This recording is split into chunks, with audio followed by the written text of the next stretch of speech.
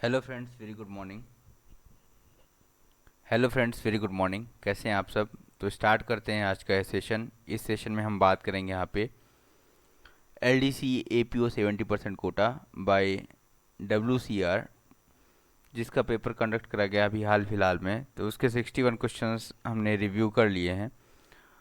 Next subsequent questions को हम इस वीडियो में रिव्यू करेंगे। तो वीडियो में लास्ट तक बने रहिए हमारे साथ, और चैनल पर नए हैं तो चैनल को सब्सक्राइब करिए। स्टार्ट करते हैं आज के सेशन। सबसे पहला क्वेश्चन है, क्वेश्चन नंबर 62 यहाँ पे इस वीडियो का। What is the rate of interest of HBA for the financial year 2022 and 23? तो department of housing and urban affairs जो होता है, ठीक है, यहाँ पे हाउस बिल्डिंग एडवांस, इसके लिए एक इंटरेस्ट रेट तय करता है पर फाइनेंशियल ईयर। जैसे कि फॉर द ईयर 2022-23 के लिए जो है रेट ऑफ इंटरेस्ट है वह 1 अप्रैल 2022 से लेके 31 मार्च 23 तक रहेगा। और यह गृह निर्माण अग्रिम जो हाउस बिल्डिंग एडवांस है वह इस फाइनेंशियल ईयर के लिए 7.1% ब्याज पर देय है। ठीक है, तो इसके लिए जो रेट ऑफ इंटरेस्ट है वह कितना है? 7.1%। ये क्वेश्चन इंपॉर्टेंट हो जाता है कब तक के लिए? 31 मार्च 2023 तक के लिए काफ़ी इंपॉर्टेंट हो जाता है कि हाउस बिल्डिंग एडवांस का जो रेट ऑफ इंटरेस्ट है वह क्या है। तो यह रेट ऑफ इंटरेस्ट याद रखिए आप, 7.1%। नेक्स्ट है, subscriber may opt not to exit from national pension system NPS on attaining the age of superannuation up to the age of. Very important question है, इसको भी गवर्नमेंट ने अभी raise कर दिया, इसकी एज को बढ़ा दिया यहाँ पे। और up to the age of 75 years, up to the age of 75 years a subscriber may opt and not to exit from NPS। Okay, so ये भी काफ़ी इंपॉर्टेंट क्वेश्चन है यहाँ पे। क्वेश्चन नंबर 64 है यहाँ पे, any interpretation of railway services liberalized leave rules 1949 should carry the sanction of. So for railway services leave rules 1949 के लिए जो इंटरप्रिटेशन है, ठीक है, वह basically should carry the sanction of president. Okay, so option number A is the right answer, that is president. Next है question number 65, which conduct rules prohibits a railway servant from giving and taking dowry? तो rule 13A जो है, rule 13A, इसके according railway servants को dowry लेना और देना दोनों प्रोहिबिटेड है। रूल 13A, कुछ option number C is the right answer. Question number 66 पे आते हैं यहाँ पे, secret ballot election for recognition of trade unions on zonal railways was held last year in the year 2007, 2019, 2013, none of the above. तो इसका answer होगा यहाँ पे 2013। Question number 66, that is 2013। So secret ballot election for recognition of trade unions on zonal railways was held in the year 2013। Okay, question number 67 पे आते हैं यहाँ पे, how many schedules are there in the right to information act? Right to information act 2005 में जो है total कितने schedules हैं ये पूछा जा रहा है यहाँ पे। तो it has basically total 2 schedules. Option number D is the right answer.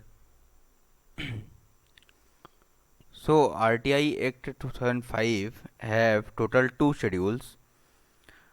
The first schedule, that is form of oath or affirmation to be made by the Chief Information Commissioner or the Information Commissioner or the State Chief Information Commissioner or the State Information Commissioner. So जो first schedule है उसमें क्या है? Oath और affirmation है।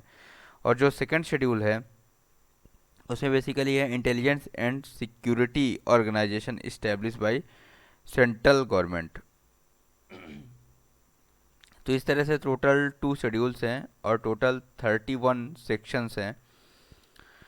Basically इसका जो section number 8 है वो काफ़ी इंपॉर्टेंट है। सेक्शन नंबर 8 बोलता है exemptions from disclosure of information. Okay. और सेक्शन नंबर 11 जो है वह थर्ड पार्टी इंफॉर्मेशन की बात करता है। तो ये दोनों सेक्शन काफ़ी इंपॉर्टेंट है यहाँ पे। इसके अलावा अगर हम बात करें इसके ओवरव्यू की, तो आरटीआई एक्ट जो है वह पार्लियामेंट में 15 जून 2005 को पास हुआ था और फुल्ली जो है तो 12 अक्टूबर 2005 को फोर्स में आया था। ठीक है, तो काफ़ी इंपॉर्टेंट है, आरटीआई एक्ट से क्वेश्चंस आता रहता है। ठीक है,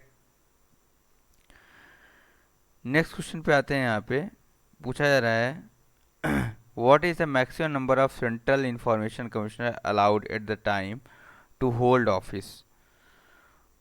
तो basically there are maximum 10 central information commissioner. What is the maximum number of central information commissioner allowed at the time to hold office. So एक समय में अधिकतम 10 केंद्रीय सूचना कमिश्नर आयोग में पदस्थ हो सकते हैं। ठीक है, इसका जो मैक्सिमम नंबर है वह कितना है, 10 है।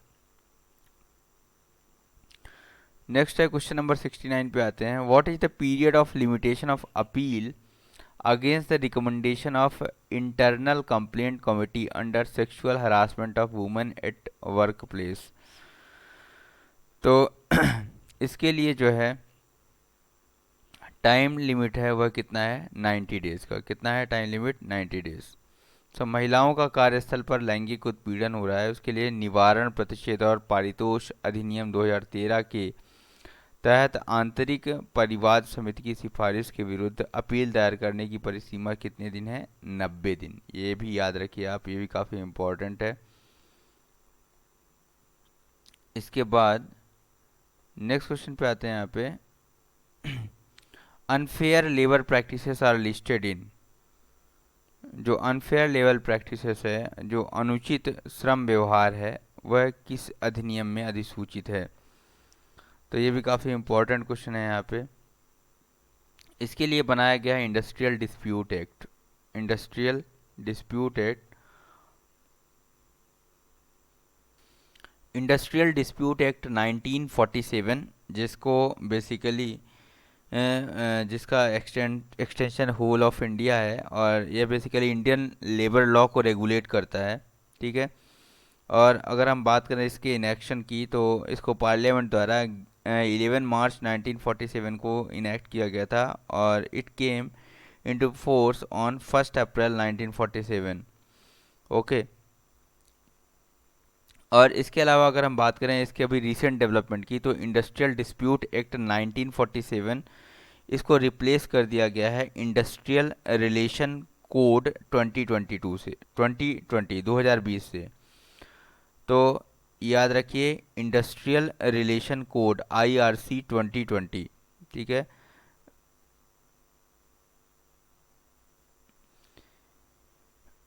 इसके बाद यहाँ पे आते हैं what amount is to be recovered by silver medal pass is lost. अगर सिल्वर मेटल पास होगा, अगर सिल्वर मेटल पास लॉस्ट हो जाता है, तो उस केस में कितना अमाउंट रिकवर किया जाएगा। तो इस केस में रिकवरी का जो अमाउंट है वो कितना है, 4964 है।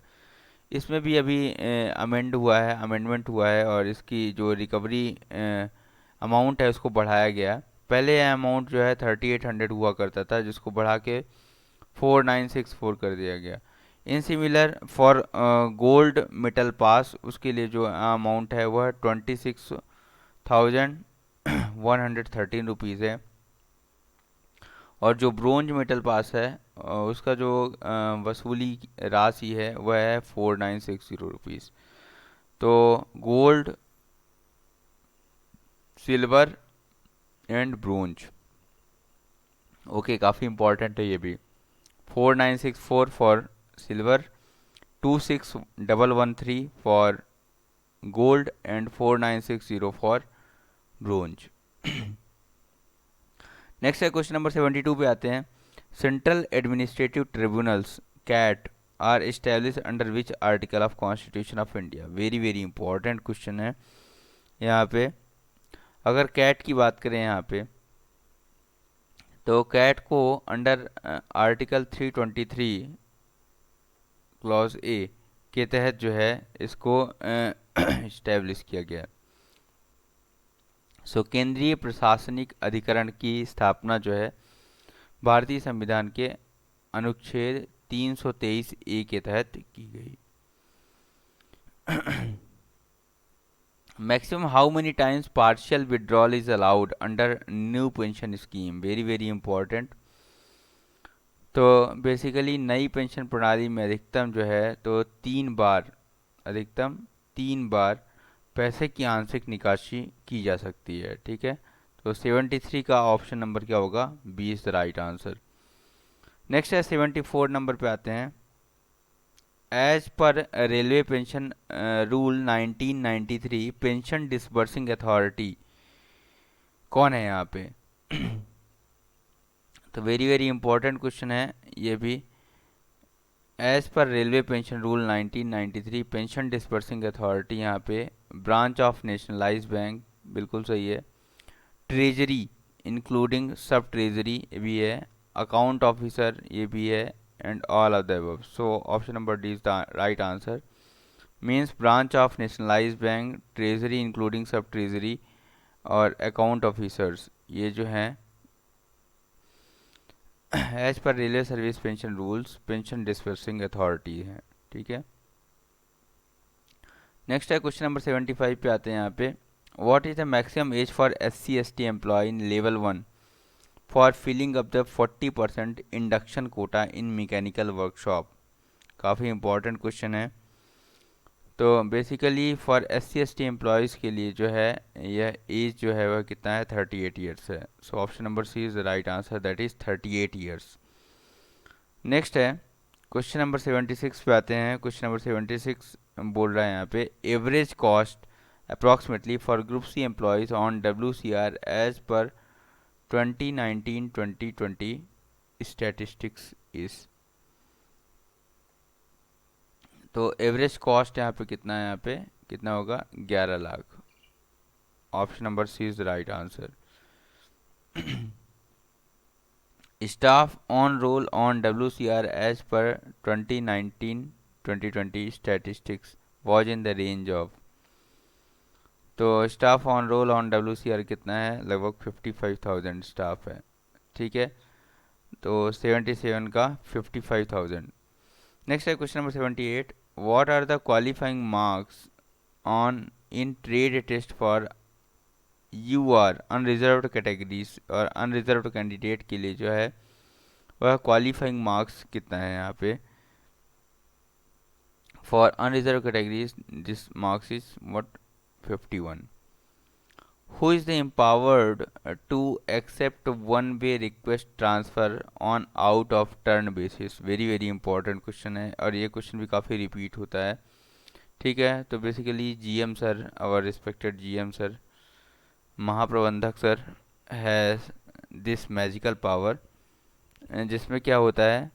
To accept one way transfer on out of turn basis.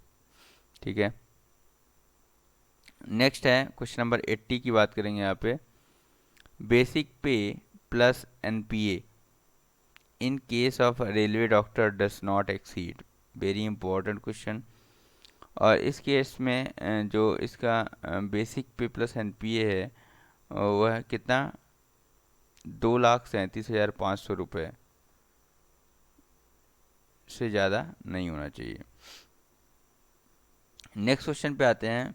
N employ undergoing reduction to lower time scale as penalty can not be called for selection.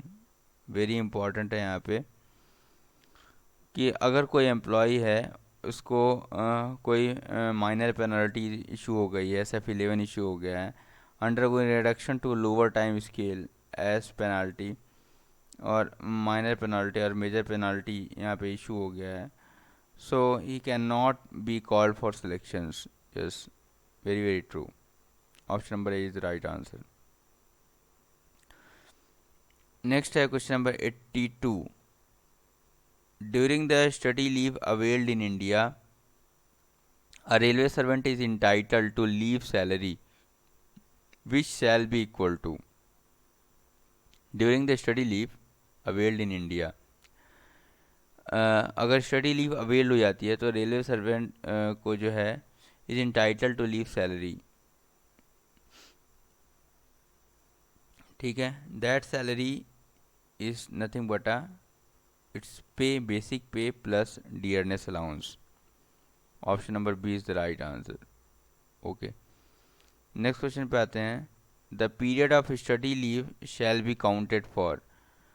तो जो पीरियड ऑफ स्टडी लीव है यहाँ पे बेसिकली उसको count किया जाता है in the case of promotion, in the case of pension, in the case of seniority.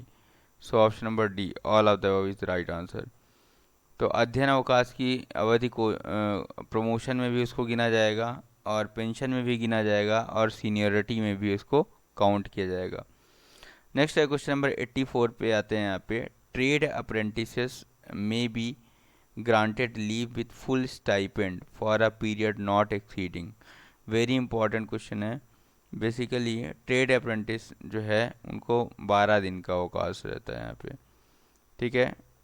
Trade apprentice को 12 अवधि से अधिक के लिए पूर्ण स्टाइपेंड के साथ अवकाश मंजूर नहीं किया जा सकता है, ठीक है। 12 से अधिक हो जाएगा तो इस केस में पूर्ण स्टाइपेंड के साथ अवकाश मंजूर नहीं किया जाएगा, उसका स्टाइपेंड कटेगा, ठीक है। 85 नंबर पे आते हैं। IRMS stand for, IRMS is nothing but Indian railway management services. Indian railway management service, option number A is the right answer. That is question number 85 का ये इंडियन रेलवे मैनेजमेंट सर्विसेज। इसमें total 8 type of services इनको club करके जो है तो IRMS services बनाया गया, जिसमें IRSME, IRSEE, ठीक है। इसके अलावा इंडियन रेलवे इंजीनियरिंग सर्विसेज, इसके अलावा आपका IRTS हो गया, IRAS हो गया, IRPS हो गया। तो इस तरह से IRSS स्टोर सर्विसेज हो गया। तो इन सबको क्लब करके जो है तो एक IRMS Indian railway management service बनाया गया। तो इस तरह से इस पेपर के टोटल हमने 85 क्वेश्चंस को डिस्कस कर लिया। नेक्स्ट जो क्वेश्चन है उसको हम आगे की वीडियो में डिस्कस करेंगे। वीडियो को लास्ट तक देखने के लिए धन्यवाद। आपका दिन शुभ हो।